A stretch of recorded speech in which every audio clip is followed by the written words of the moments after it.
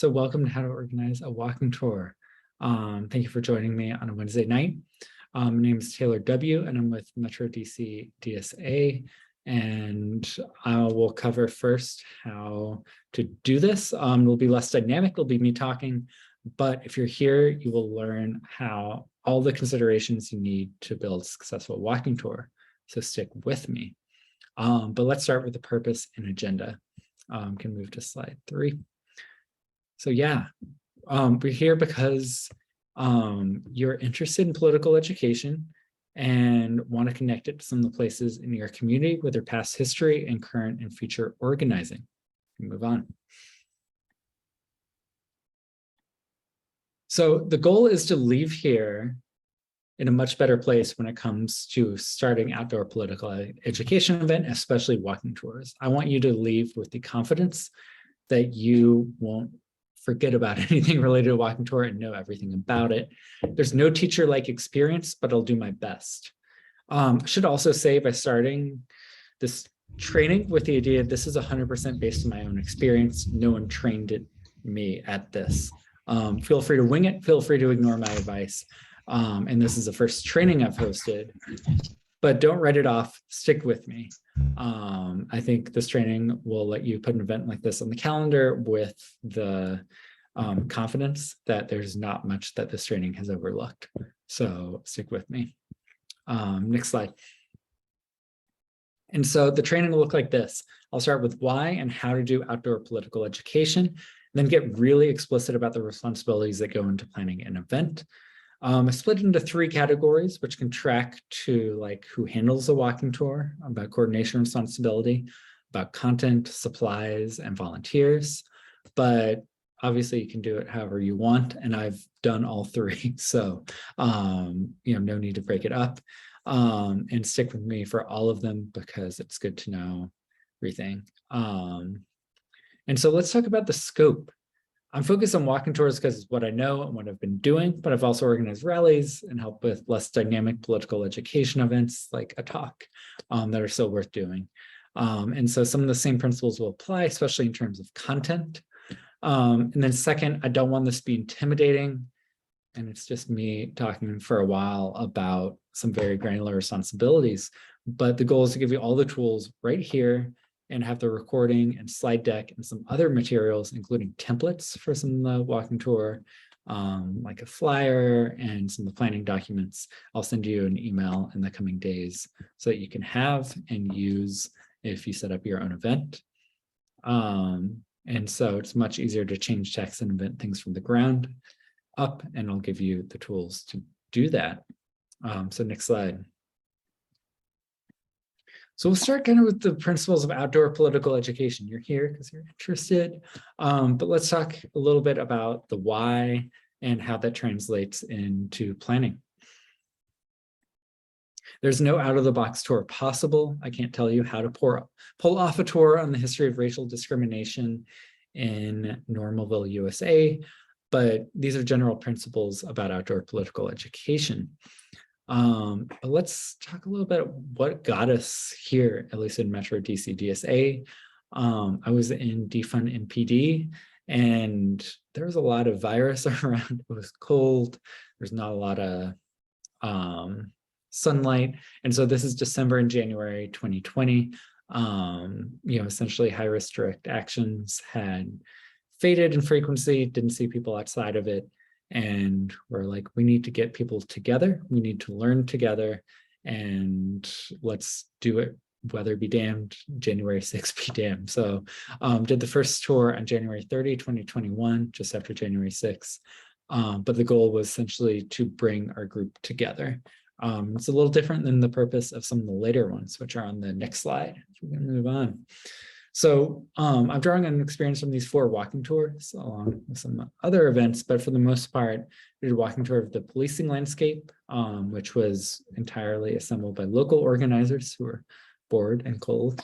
And then we relied on experts for the following 3 tours: Badge Without Borders, which was led by Stuart Schrader; Housing and Displacement, led by Tanya Golash-Boza; grew up in that neighborhood. And then Capital Neoliberalism was led by Chrissy Thornton, who researches World Bank and IMF and similar organizations.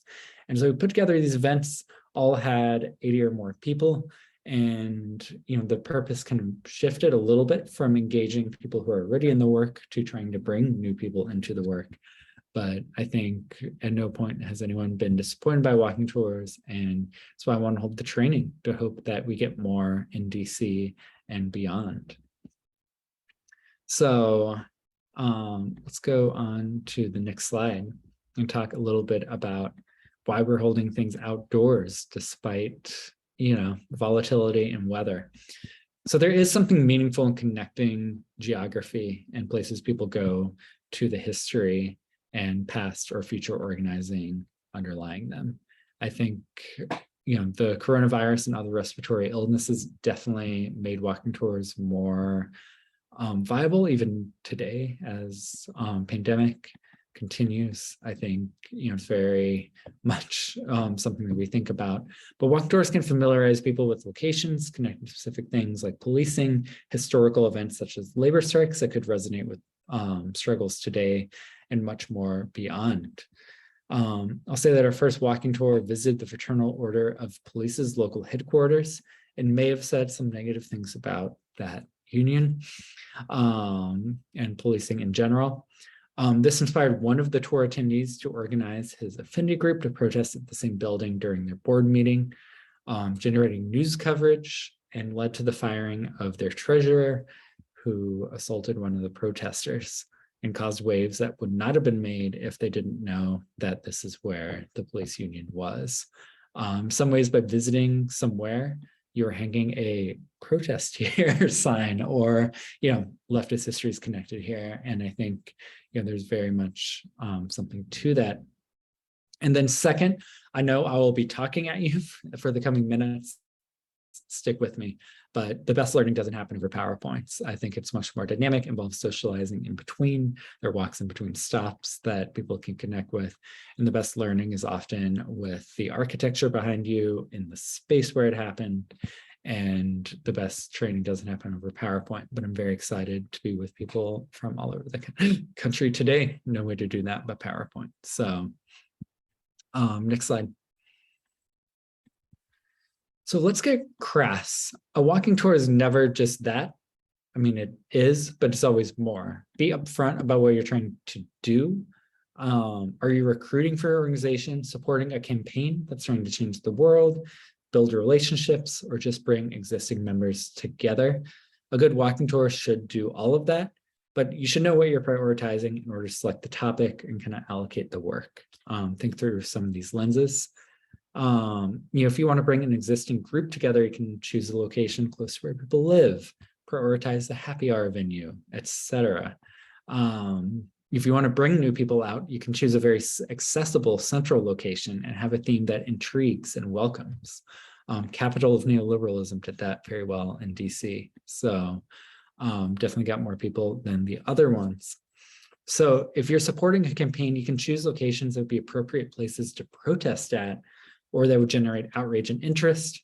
For example, if we're planning a DC anti-Amazon campaign in DC, a walking tour to Bezos's mansion that has 25 bathrooms, pretty good idea. Pick spots that'll be memorable and that fit the campaign, and then people may want to visit again in a different context. Next slide. So let's talk about topics and the route. So for me, brainstorming starts with about 2 sites within walking distance to each other, in a sense that they connect with a theme that works for your purpose. Also, just the act of sending emails or calls into the void, asking experts and comrades in your area with specialized knowledge could lead to new ideas, new tours, or build relationships that can make one happen. And last, I'll be crass again about tour ideas. Intrigue people. The left is not nearly as big as it should be.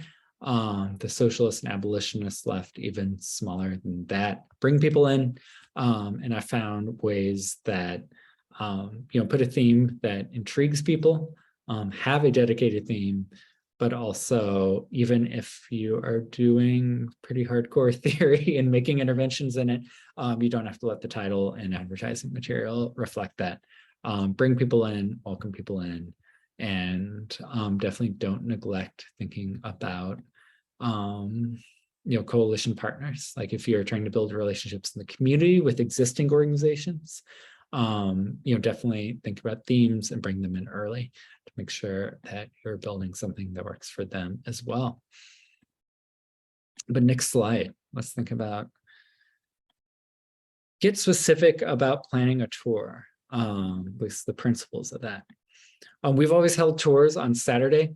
It takes about 2 months of planning to do a walking tour right. You can maybe cut a few corners, get lucky in a few spots, but I generally think 2 months is a minimum in terms of if you told me to do a walking tour that will go well, I don't want any less than that. You'll be, if you're the main coordinator, as I think many of these people in call will be, you'll be busy in the week or two leading up to it. And if you're specializing in the content, I think the month or two before, you'll be writing script and contacting people as well. Walk tours are almost inherently outdoors unless we have any Minneapolis folks with the Mall of America or like huge buildings. But most tours will need to work out a weather plan. You'll need to have a backup. I'm 4 for 4. Maybe the weather gods are socialists, or maybe I just got lucky. But I haven't had to activate it, but planning is important. Generally, if you choose a tour on Saturday and the weather is bad, back up Sunday or maybe the next Saturday, or work one out with the tour leaders. And generally avoid extreme weather. None of those walking tours you saw were in July. Avoid weather that's dangerous or turns people away. I think if we're doing the 2-month rule, it's November 16th. You probably shouldn't be planning a walking tour exactly 2 months from now. January is generally a bad idea if you're in the Northern Hemisphere. So, avoid weather extremes. So next slide. So principles of planning. More than 2 miles, not a great idea. I've done it. People stuck with me for 3.5 miles. It was a great tour, but it was a bit much. And there's no such thing as too short, but definitely if the space isn't changing, a lot of what makes a walking tour good is like contesting space. And if it's the same space, one-tuck architecture, have a little bit more, a little more local color ready to go if the space isn't changing. And so, in terms of meetup, you'll definitely need the space to gather people. DC is larger than many of the cities that I see people from, but we'd get about 80 people out. And so the space has to hold 80 people, has to, be able to unload supplies in a car. We'll get to some of the supply work later on, but in general, and it wouldn't hurt to have bathrooms. So a space that meets this is almost impossible to find. We haven't found it in DC. We've generally jettisoned the bathrooms, but we've generally met in central public parks and chosen not, no more than 4 stops. And so we've used the Hirshhorn Museum, kind of near the White House, as like an emergency bathroom. Generally best to think about that, even if there are no good answers. It's a political education of its own about why there are no bathrooms in terms of anti-homelessness, but that doesn't make walking tours easier. And so generally it's like find space to gather, that can unload supplies. Don't go over 4 stops. It's a bad idea. Generally assume people don't have more than 15 minutes at a time speaking. Generally bad idea to stand around 20 minutes, single stop. 2 stops, I don't know, feels less like a walking tour than just a walk to 2 places. So 3 is kind of the sweet spot, 3 or 4 stops, depending on the length of the talk, how much you have to say. And I'll say this, the Marxists, like I do believe there is a hidden mode of production, and I do believe it's often located in the exurbs, suburbs, industrial districts. But I generally haven't taken people to the hidden mode of production. Generally, it's best to build familiarity in streets that people travel down. And so, see things that they know in a different light is kind of the recommendation. rather than just taking people to someplace brand new. But I don't know. Definitely depends on the tour needs, but that's how we've prioritized it. Next slide. Think about sponsorship, meetup location. Principles is setting it. You want shade and overhead, public bathrooms. People will find parking on their own. Probably don't need to say too much. I've generally put that in recommendations, but you'll definitely need to make a speech at the meetup location, at least to introduce the safety principles, which we'll go through. But have a marshal crew, and we'll need to keep people safe. And so definitely have a procedure for when to move, who will be blocking off the roads. So you need to talk there. And if your city is public transportation, put it near. And definitely do be cognizant. Don't put it where there's no parking if everyone will be driving. Be cognizant of gathering dozens of people and what that might entail. Next slide. So let's talk about sponsorship. Depending on your goals, it's nice to have more people around and best to have more than your own membership's core there. The goal is to expand the left, and oftentimes it's good to expand that by bringing in existing groups. But let's think about what sponsorship can get you when it comes to a walking tour. It's best to engage communities along the route. I learned the hard way. I set a tour stop at the house our tour leader had literally grown up in, thinking I was good, had them speak there. But they moved out decades ago, and the owners of the house approached me afterward and were like, why didn't you tell me you were coming? And to say bad things about people who owned the house in the 1950s, had racial covenants on it. And so you should definitely think about, if you're holding walking tour, I know we have tenant rights groups here. If you're holding a tour where there's housing you and there are groups that are active in organizing in the area, definitely invite them in, make them sponsor and help them, bring them in early into the tour, because you don't want to talk about people who can tell their own story. So bring sponsors in who can help with that. But be upfront with your sponsors. And I had to learn the hard way. Just, it's not that much to ask, but ask your sponsors to bring their people out. Not everybody's, people sometimes feel like it's a burden emailing folks, but tell them to bring their membership, invite people. People want to gather. And so, in terms of what sponsorship means, and obviously people can add or veto, but it means speaking, it means tell your people. And sponsorship to a walking tour also means, put your logo or not onto the materials going out. You definitely want that outreach help. Definitely want to say they're with you. Definitely want to get that speech. Might not be able to get all three, and that's fine. But in terms of what sponsorship can get you, a sense of, if you interact with the community, they're with you and can contribute. Next slide. Let's talk happy hours. So bringing people together should always be a goal. Abolitionist socialist work happens through relationships, have to build it one way or another. One way is to get people together after a walking tour. But be cognizant. If you're a part of a movement for liberation, people will also often want to eat vegetarian, eat vegan, some may be in recovery. So probably best not to choose a dive bar, choose restaurants in places with a wide variety of options. If there's a cheesecake factory, something like that near the end of the tour, you definitely want wide variety and not feeling obligation to drink. We generally share the location in advance. It'll be on the flyer that we talk about, and talk through considerations after the end of the tour and before the gathering. It's optional, and talk people through. We'll be walking this far. People have generally followed me a long way, even when I've set it far away. People do want to gather, and people will walk with you because it's a walking tour. That's what they're there for. But I was kind of surprised at the lack of attrition, given the good word. And so obviously end it. Obviously best, same principles as a meetup spot apply. Good when it's near transit. Often it'll be best if we double back, especially if people parked or use the transit line to get in.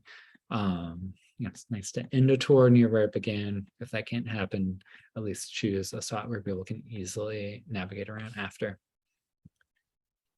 All right, that's kind of thinking through conceptualizing a tour. Let's go on to the core responsibilities. Next slide. Content. This is a walking tour is a talks, and so content is the core of it. But next slide. So as I said, I've done all these responsibilities under the walking tours myself, but definitely think there's a role for content coordinator who will kind of be in charge of the entire tour. So speakers need to know what they're going to say on the tour. Potential attendees need to know what's involved, and people who are at the tour need to know where they're going and how to look stuff up during and after the tour. And so you have to get that all done, and a content coordinator can get that done. Content coordinator can ask tour leaders to participate and draft the content themselves. Content coordinator can also draft material themselves if they want to speak. And the content coordinator is responsible for a planning document where everybody kind of shares what the route is, what the content is. Also, the content coordinator is coordinating the scripts, and you should 100% make scripts because you also want to know what to say. You want to pass the tour's knowledge along. For example, when I send these slides out after this, like I'll paste the script I'm using in after. And 3, it's an accessibility thing. If people are have hearing challenges and ask for the script, you can give it that and they can get the same content as others. So scripts are important. Obviously, if a tour leader is like, I agree to everything, but I won't make a script, I work from talking points, probably let that go, but the goal is to have a script. And the content coordinator is kind of the one parsing through what can and should be done. I see content coordinator as a reasonable one as having primary responsibility for the tour, and will write kind of material that goes in the sign-up form, and then the other folks will step in. And last, the content coordinator, you put together a flyer. It's pretty basic information, but it's where are we going? What's the basic information on the tour? And then how can people learn more after? And hopefully you're in a campaign to change the world and connect people with organizing after. Is what we do. Next slide. So let's get into what content coordination means.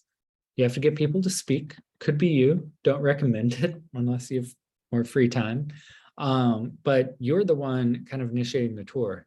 You're cold emailing speakers or talking, if you know them, to get them on board. You're emailing sponsors, get them on board or talking, and have a solid handle on the overall vision that they're buying into.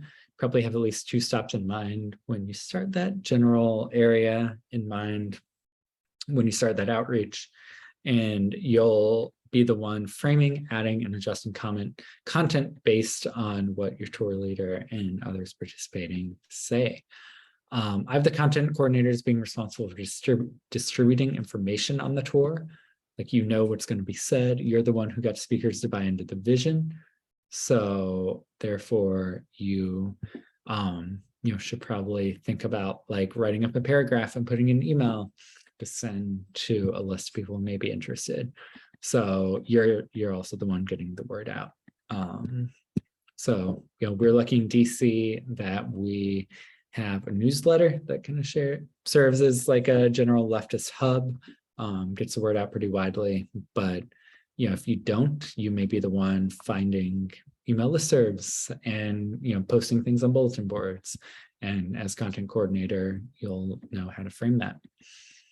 This role is definitely one that would have scoping calls, keep a general vision together, and you'll man a few Google Docs, like the planning document and the flyer. And so next slide. So let's talk about the planning document and what informs it.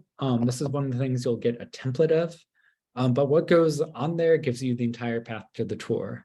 It's not easy. It'll take up to 2 months. But basically it's a route and the general sense of what's said at each stop. So, it sounds simple, but it's the core of the tour. Relationships with speakers and sponsors are tough. Some outreach and final decisions on content depend on them. And so you'll need to kind of tend this document a little bit. One core thing, like our main time delay in DC is because we have wonderful artists who will draw incredible things that will get people out to the tour. But it takes a second to do a good drawing. And so, we have to allow at least 3 weeks. And so if you have a tour idea, then you have to wait 3 weeks to start doing outreach, and you want at least 3 weeks of outreach, that's 6 weeks right there. So that's kind of where the delay comes in. And so some of that's just, letting our artists work through how to conceptualize and visualize a walking tour. So planning document is where the artwork will go. And, if you and some of the tour leaders, core planners, have different visions on artwork, that's where you work through like art commissions, at least in the early phases. So planning document is where you share ideas, and it's, be frank, that's where you call bullshit.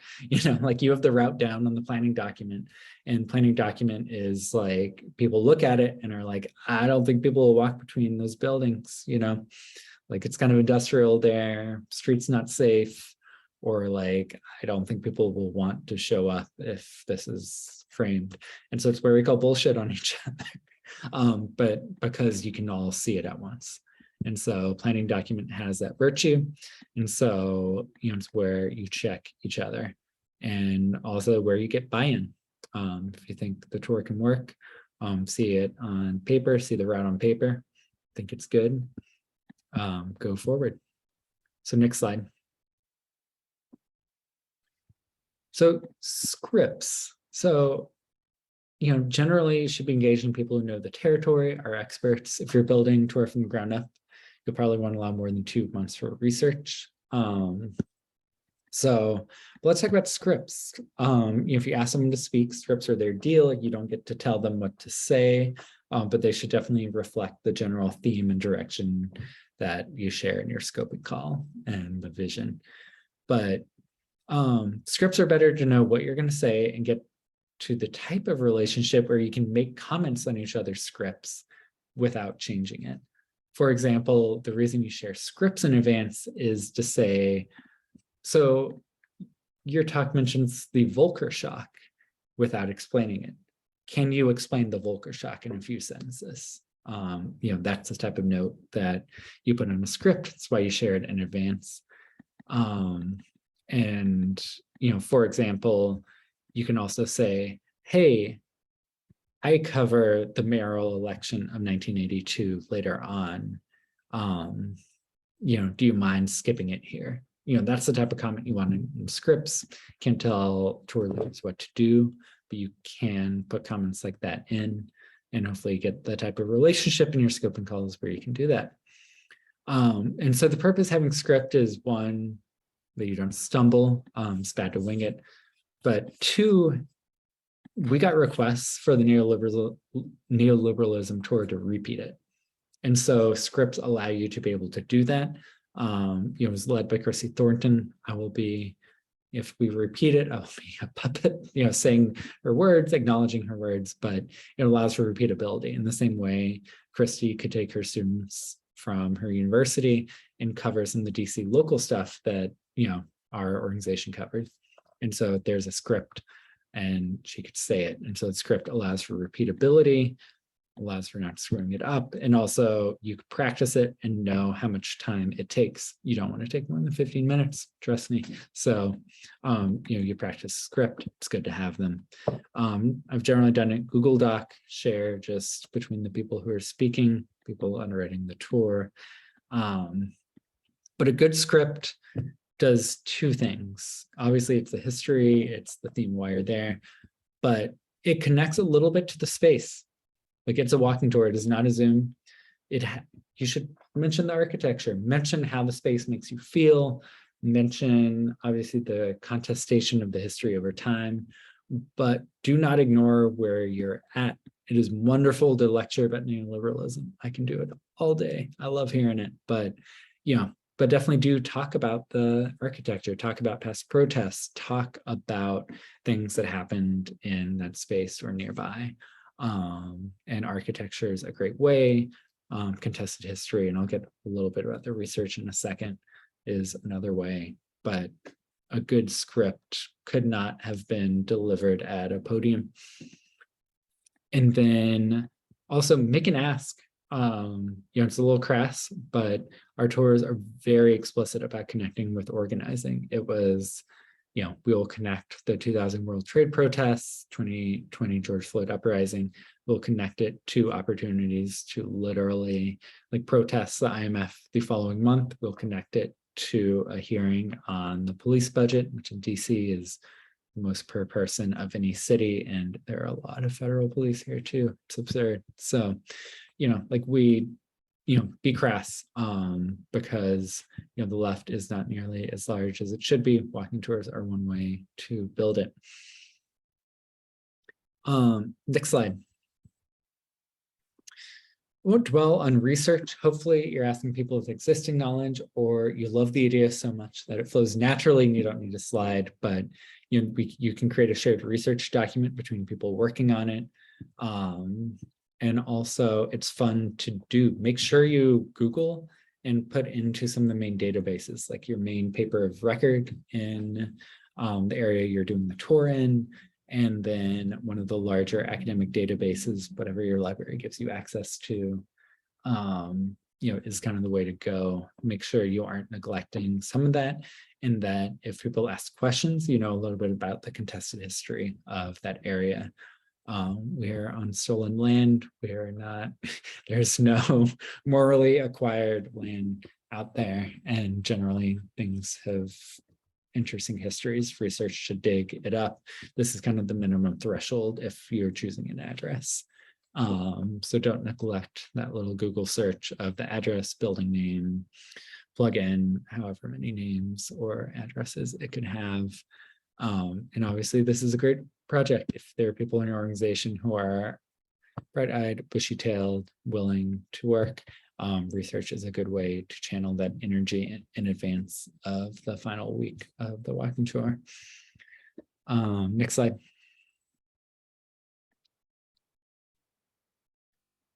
But as I said, no city, no area is terra firma. Everything is contested. Everything, at least in the US, is stolen land. And our tours have mostly gotten around some of the most sensitive issues by visiting very cold, impersonal, bureaucratic institutions like the IMF on a Saturday. And so, doesn't necessarily have to deal with some of that element. But it could be worth diving in. And so the slide just wants to acknowledge some of the things that come up there. Definitely diffuse it with personal experience. Definitely let the community know that the walking tour is happening, sometimes above and beyond. Advertising along the route, depending on the sensitivity of the topic. I know there are a lot of housing organizers, and I think housing is something where that's something you should think about. Having community members speak that sensitive history that's recent enough to be spoken about. If you think you may pick up counter protesters, or these type of conversations may happen along the way, even if you prepare for it, could still be good to have volunteers ready to converse with people. It was great. People stepped up in DC in the housing tour, but I did not think about that in advance, and you should if it's the type of thing that affects people this personally. And last, don't get it wrong. Make sure your research is airtight. Definitely helps. And so, and last is, we've never focused a tour around resistance to capitalism and racialization, things like that. But I think a lot of people had ideas on that, and all I'll say is make sure you incorporate how it played out in the space. Not just people protested here, make it so that they came around this corner, or they protested here and then X happened, and just be specific about it, because nothing has gone uncontested. but in terms of walking tour, make it meaningful. Like, why are we in this space, and not just talking about things from a lectern. Next slide.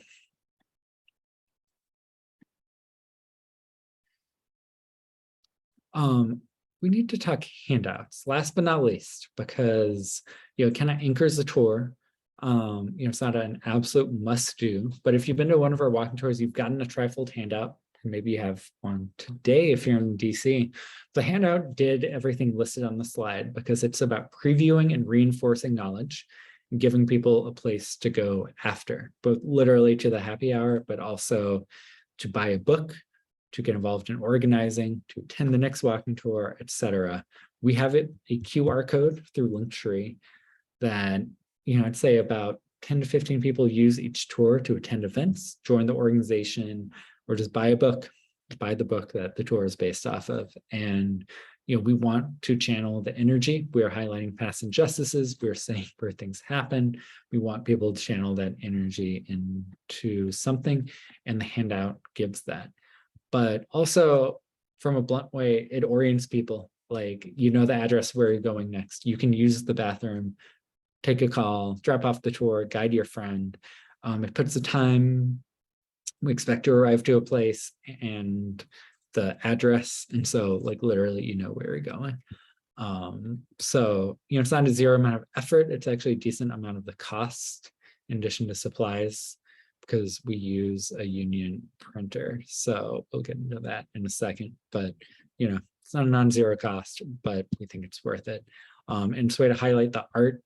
I recommend sign up forms. Let's get to it in a second through Google Forms, but that doesn't really show off the visual element, and these do. And so generally, we do trifold handout. It can be bigger, it can be smaller. Feel free to just print a piece of paper, but you do think it's important to have name, time, address, places to go after, and we've done it there. Next slide. So let's talk volunteer coordination, because unlike bosses with unions, we can't third party a walking tour. It's something we all do together.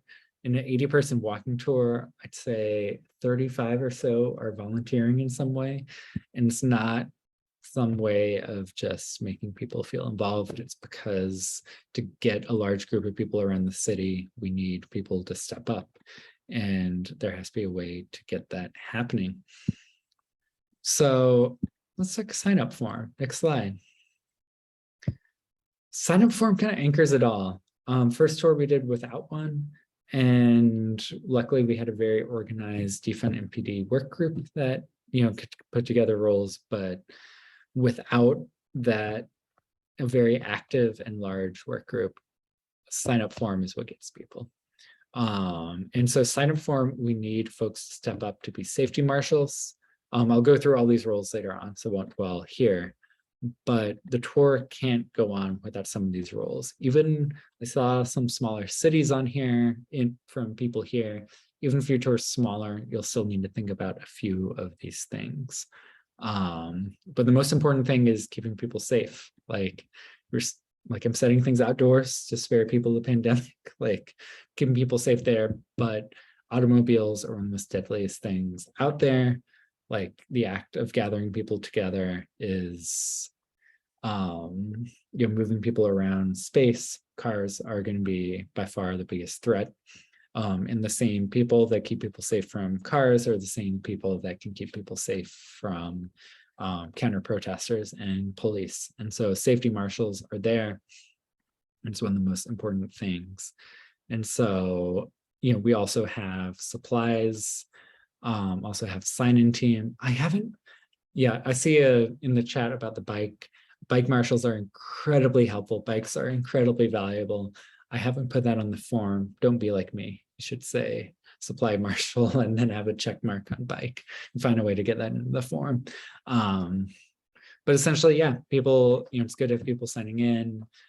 Sound coordinator is just one person. Late arrival coordinator is just one person. But, as responsibility piles up, I tried to do it all myself and failed. So learn from me and, find one or two people to help out.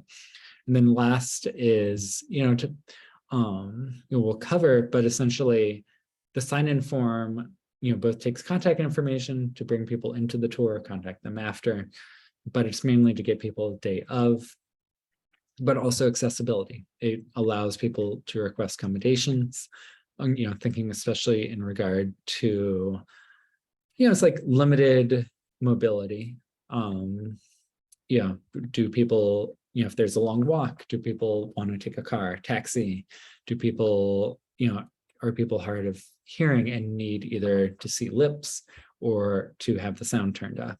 And, especially if it's transportation or, mobility, people can help out. And so, have volunteers for accessibility assistance along with the place to request, assistance of its own.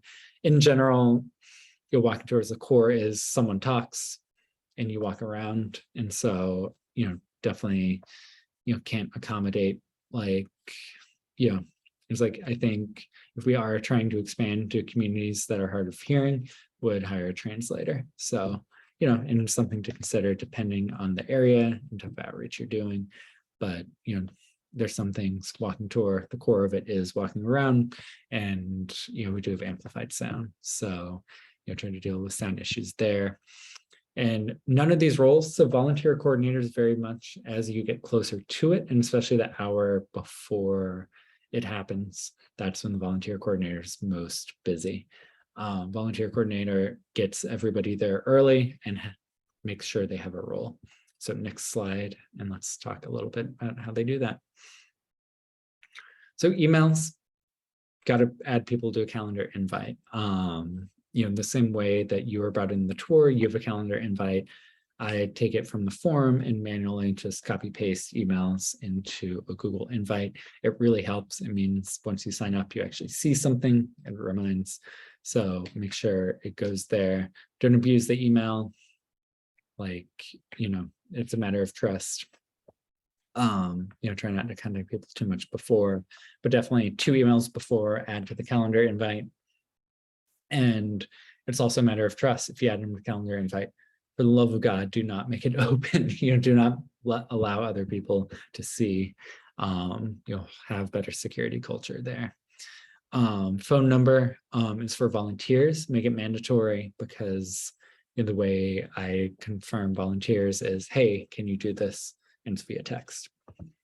And then obviously there's question, will you be late to the tour? And that's what the text coordinator does. Obviously ask those volunteer questions I covered earlier. Relationship, getting involved. As I said, left is not big enough, bring people in. And if they want to get involved and your organization has a path for that, bring them in. Only say yes to that question. The accessibility question I covered earlier. And then if they ask questions about the tour. And so if you're a volunteer coordinator, there's that special last little column there, and you'll need to do outreach to people via email or text if they ask questions or make comments about the tour in that open comment part. Next slide.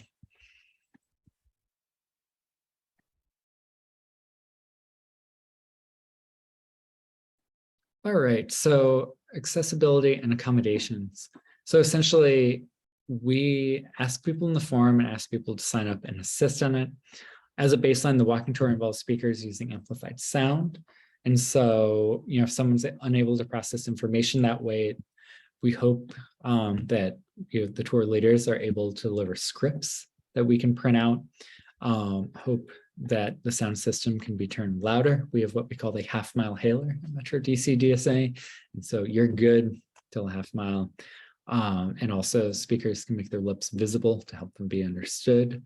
But I'll say we haven't had accommodations. We had plenty of people interested in cutting off when I made it 3.5 miles. Some people were like, I can't walk that long. But once they got going, they ended up not needing it. But we did have people with cars willing to take them, and we're tracking a bus that could have taken them, a good portion of the longest walk there. So haven't had to activate it yet, but definitely something you want to be inviting, want to be accommodating. But no, walking tours often do have their own constraints. So that's how we've set up to deal with that. And translation is also a matter of, it is not ideal, especially the wait time for a translation, unless you pay a lot for the earbuds. We've not chosen to do translation yet, but as an outreach thing, the world does not speak English. And so, if you want to do outreach to communities where it makes sense to have a translator, because they're not free, and technology to accommodate it's not free, it's a tool you can use, and it's always better to be broad, but definitely be strategic about that. And it's a choice you can make. We've not done it, but we've thought about it, and it is practical if you go through with it. So next slide.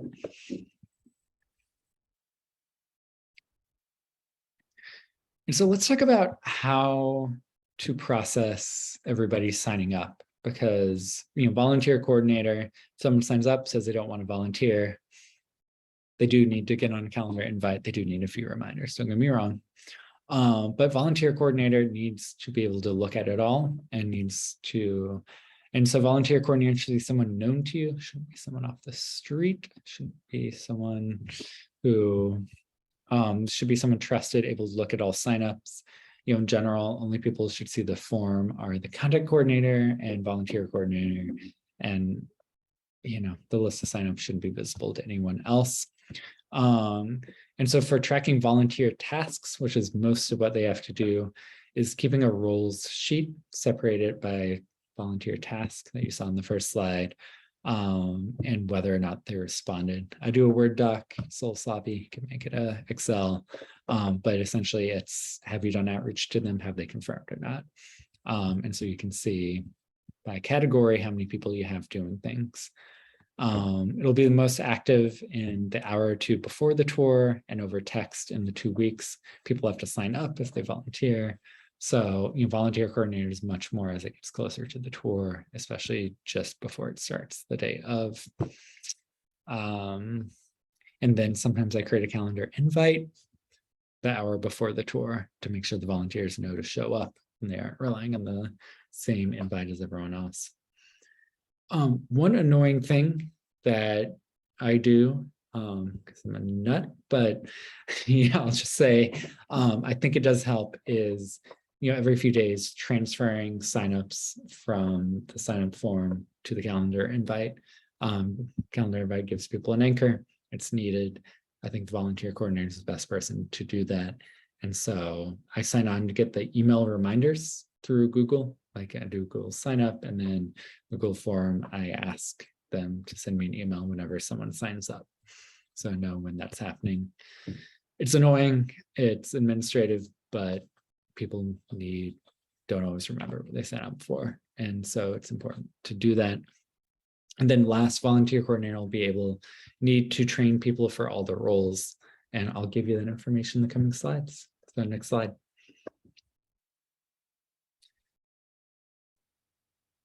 And so put together a few meetings. So it's a little weird just to sign up and then show up the day of. People want to help. As you'll see, lots of people will volunteer. Quarter to half of people will volunteer, maybe even more sometimes. And people want to attend meetings, see each other. And so, you can hold a few meetings, often do. Doesn't need to be long. Essentially go through what the tour is going to be, share the route, because you won't necessarily know all the stops in advance unless you attend the meeting, and then get into the rules, kind of what I'm going to do in a second, but essentially just be like, you can do sign up form, you can do Marshall, you can do, and here's what's involved in it. And then you go through each role and it's like, okay, if these people signed up, who's at the meeting, go through that and be like, do you actually want to serve as a Marshal? And so it's nothing big, not that formal as a meeting, but people check in with each other, see what's going on in the tour. It's better to bring people together than to not. And so it's a little annoying, hold a meeting, it's 45 minutes of your time, but I do think it's the right thing and gives people more investment with each other and into the tour, and makes sure that they didn't whiff on the signing up. If they're like, oh no, I don't want to be a Marshal. Hell no. Like, make sure you get it right. And then last, I use it for missing supplies. You probably won't be able to find every single cart, sound system, Marshall vest, etc., coolers perfectly through the form, so you can shake some down from the people there. And then last, a walkthrough. I became friends with someone I met on the walkthrough, someone who knew the marshalling in, but make sure the route you chose isn't crazy, and make sure that you can identify the dangerous intersections to the marshal crew, because they'll be the ones blocking off the roads. You only know which roads are wide, which ones are dangerous. There is a non-zero amount of risk, and you have to take that seriously. And the route is basically the way you can prepare for that in advance. And then doing your homework, but it is best practice to a post-store debrief. I bailed on it the last few times because I've been lazy, but what went right, what went wrong, and channel people's energy into being thoughtful about political education is a good thing. And you should probably put together a post-store debrief. It would make sense if the volunteer coordinator did it. Next slide. And so last is the roles. So volunteer coordinator, in the hour beforehand, you have to get people signed up for these roles. You have to get them there through text reminder, like, can you do this? And then, hey, reminder, show up at 12:15 tomorrow. But you also have to give the training to your volunteer coordinator, but it's not that hard. Safety marshal is probably the most complicated. And so if you've been part of direct actions, you'll know this all from direct action training. There should be online videos about some of the direct action, about how to block off streets, how to deal with police. But essentially, you need reflective vests and how to block off streets. You need a plan for dealing with police. Designate one police liaison is how we do it. No one else talks to cops. Tell tour participants don't talk to cops. We're socialists, abolitionists. No one should be fucking around with the police. And police liaison, their role can go through with the tour coordinator, but essentially it's like you listen and maybe you tell the tour coordinator, maybe you just listen and just move on. Police liaison should not have a big role. But marshal training will need to work through how they communicate with each other. Do you use walkie-talkie, do you use hand signals, and which roads do you need to think about in advance? So training's a little bit longer, have them showing up 45 minutes before. Other trainings are pretty self-explanatory. I don't prepare scripts or in advance for these, but sign-in flyer distribution is be welcoming, make sure everybody has a flyer in their hand. And so anyone coming up is like, hey, did you sign up for this, through the sign-in form? If you didn't, here's the link, or sign up in my phone, and here's a flyer. And that's basically it. And it's like, welcome to the tour. We'll get started, 10 or 15 minutes after, and just be welcoming. And that's it. And the training's not that much longer than that. But make sure they get the flyers. Supply distribution, there is no training. The supply distributors will kind of walk toward the back of the tour. But essentially, there'll be cases of water, there'll be coolers, and that team will be the one making the geometry work between how things move around. They'll put them into coolers. So it's a little less of training, a little bit more of make this happen and make sure that the group of people you have can wheel it around in the back of the tour when it starts in 20, 30 minutes after the training or get together.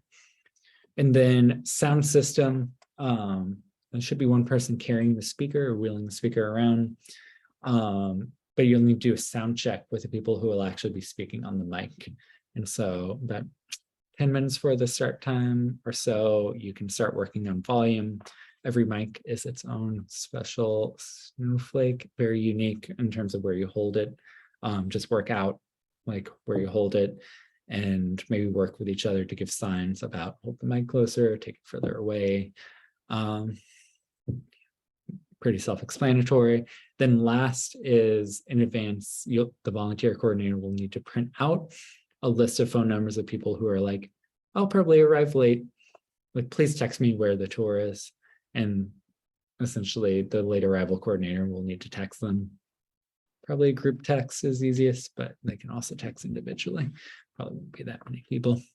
But essentially you have to train all those people, find all those people, and text them in advance to show up earlier than the start time.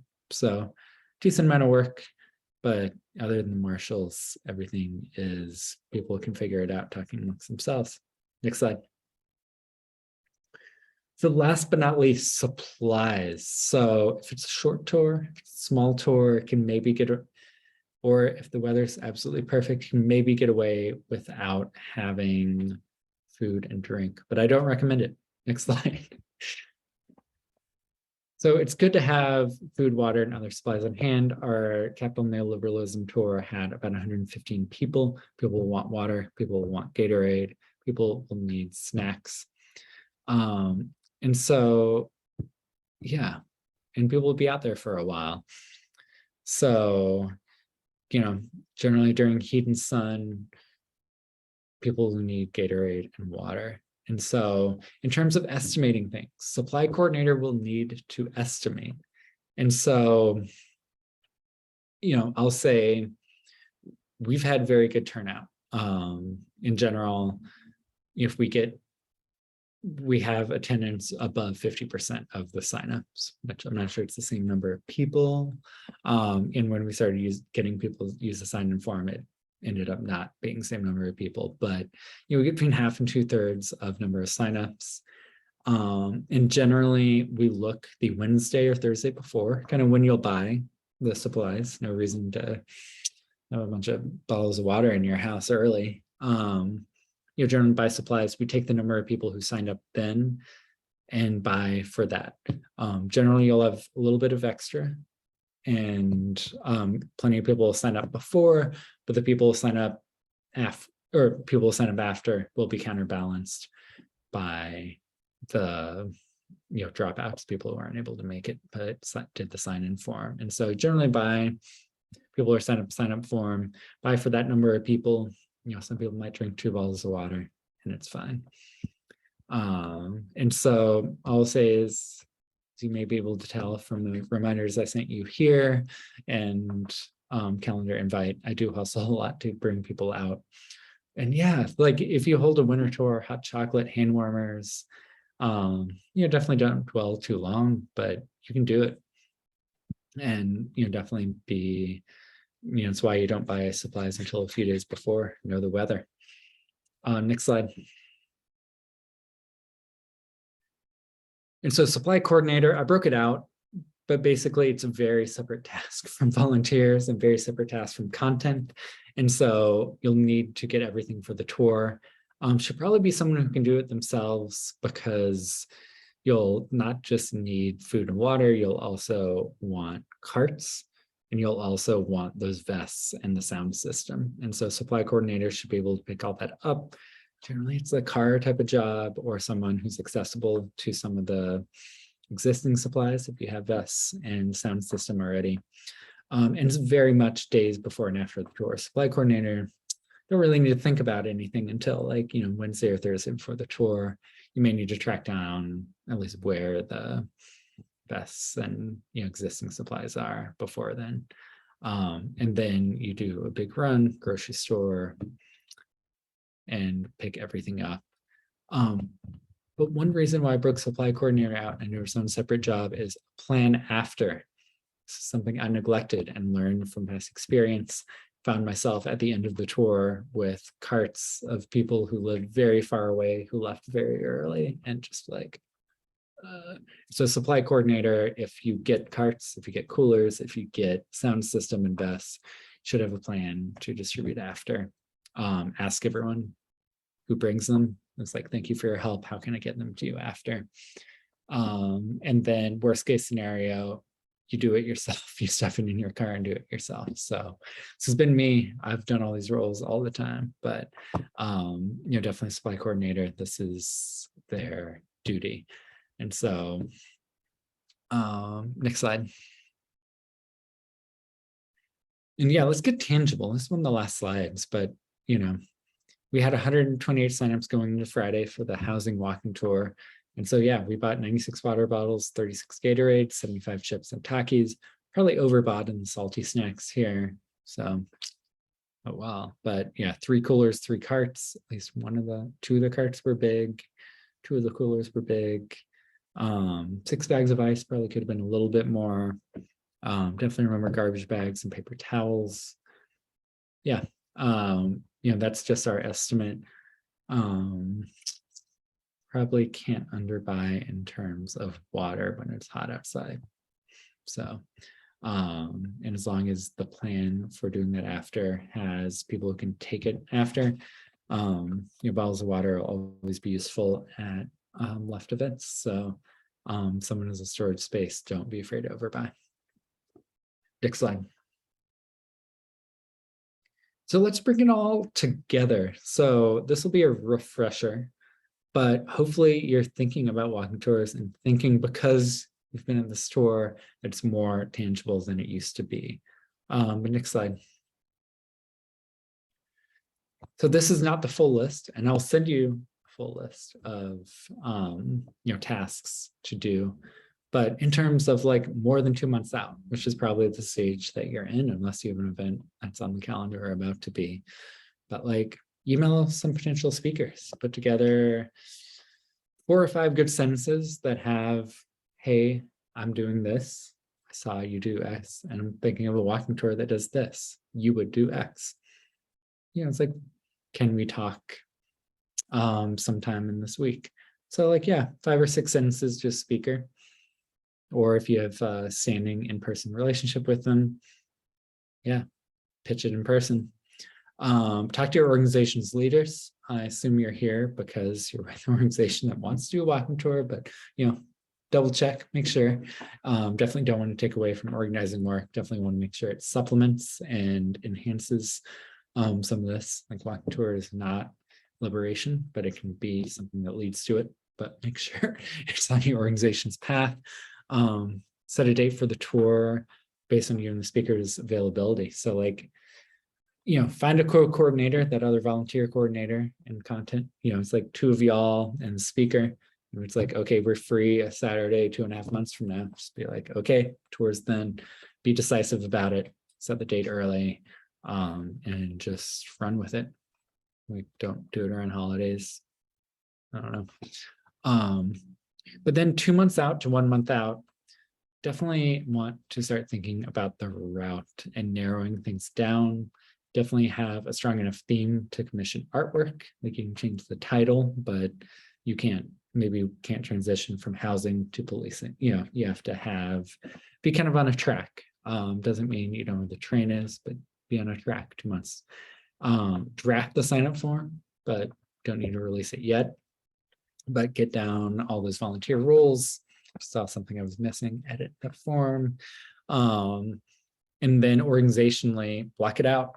Like Metro DC DSA has a thing of like, don't schedule other events on this day. And I don't think walking tours are that, but if you can try to elbow out other considerations that day, could be good.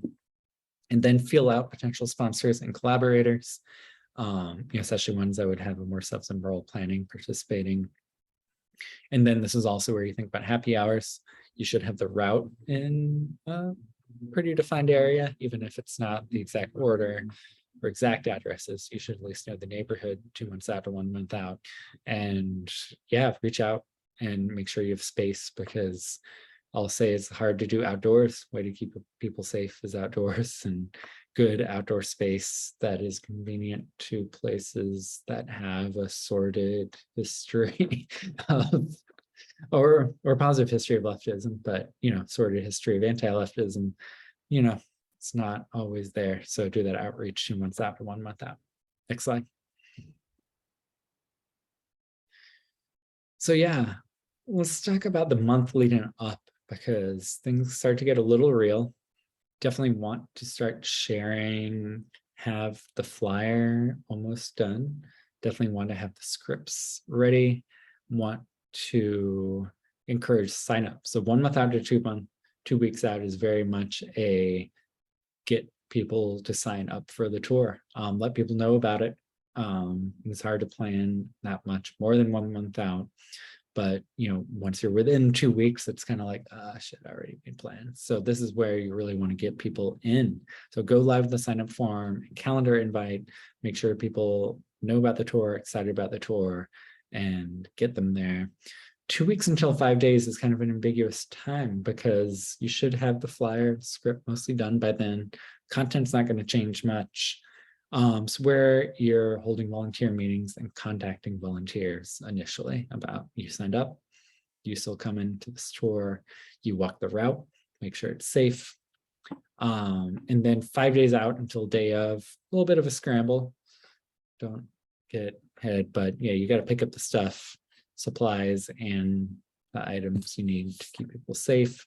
Confirm volunteers are attending, be like, you will come out, correct? Send reminder emails to signups. I think it's polite to, 2 emails in advance, maybe one the day of, I don't know. But speaking of day of, next slide. So 2 hours to 1 hour before, I left some text on there, all apologies. 2 hours out, 1 hour before, you should start arriving as tour coordinator. You should have the tour leadership get there. 1 hour before the start of tour is when the volunteers arrive. And so volunteer coordinator should be there, start training people and just building relationships. You should be, this should be a welcoming, friendly event. You should get talk to people. And then 1 hour before start of tour, everyone's getting trained, hold sound check, and then if people request accommodations, connect them with the volunteers to help them. And so you'll be singling some people out of the crowd with the text coordinator, people's accommodations, and so very much give time to be within the crowd. And then after the tour, plan for the supplies after. Do not neglect that. And then go to the happy hour or gathering after and, be friendly. And hopefully all of this planning you've done in advance pays off. And, after the tour, I don't say it, but obviously send a few emails and be like, hey, you heard about this history. Do you want to get involved? People are looking to channel their energy. Don't hesitate to channel them into organizing or we're back in that organizing the next walking tour. So it's a lot, and I did this all and do recommend splitting it into 3 people, but there's no way to third party a walking tour. So it's something we all do together. I think it's something people have gotten a lot from, and hopefully can bring you closer to your community and people in your organization and outside of it. So I think that is it. Next slide. So that concludes the recorded portion.